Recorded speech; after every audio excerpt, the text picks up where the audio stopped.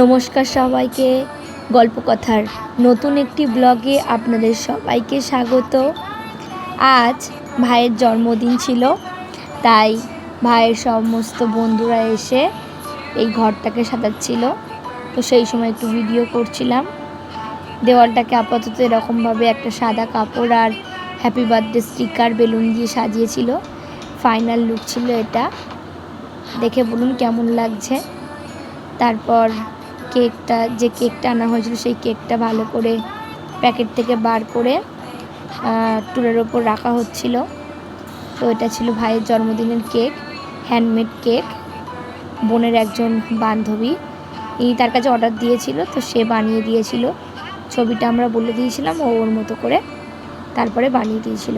কেকটা খুব সুন্দরই হয়েছিল, দেখাচ্ছি আপনাদেরকে, দাঁড়ান প্যাকেটটা খুলে নিই। এই হচ্ছে কেকটা, দেখে বলুন কেমন হয়েছে কেকটা।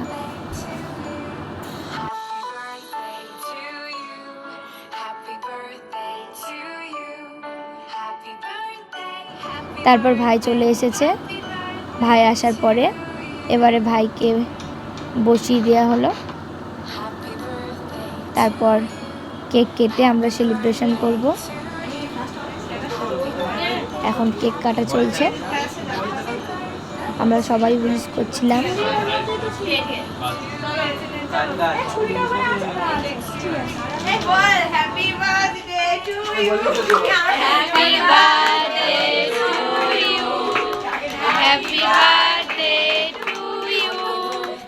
Happy birthday, dear Shonu. Happy birthday to you.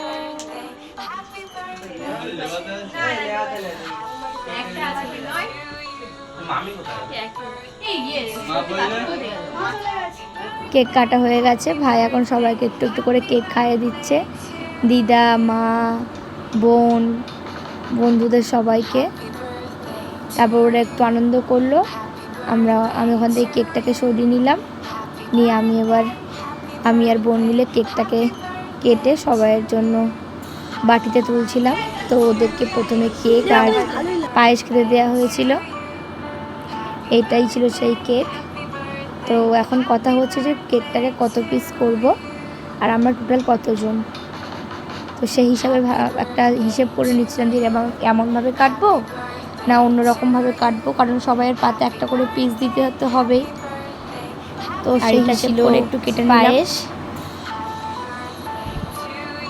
তো পায়েস আর কেক প্রথমে সবাইকে দিয়ে দেব।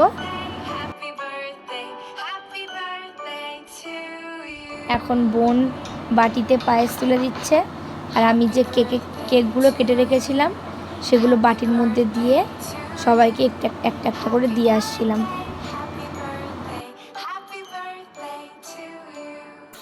এই হলো বিরিয়ানির হাঁড়ি, রাত্রে বিরিয়ানি করা হয়েছিল,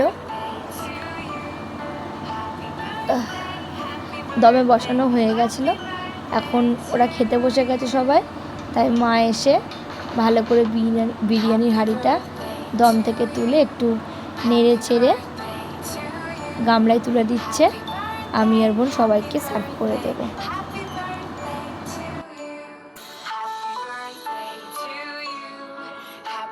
ওরা সবাই খেয়ে নিচ্ছে, তারপরেই বসে পড়েছিলাম আমি খেতে। পাতে বিরিয়ানি পড়ে গেল, সঙ্গে আলু, শসা, কোল্ড ড্রিঙ্কসও ছিল। এখন তাহলে খেয়ে নিই। আজকের ভিডিওটা এখানেই শেষ করছি, দেখা হচ্ছে আবার আগামীকাল আপনাদের সঙ্গে। ততক্ষণ আপনারা সবাই ভালো থাকুন, সুস্থ থাকুন।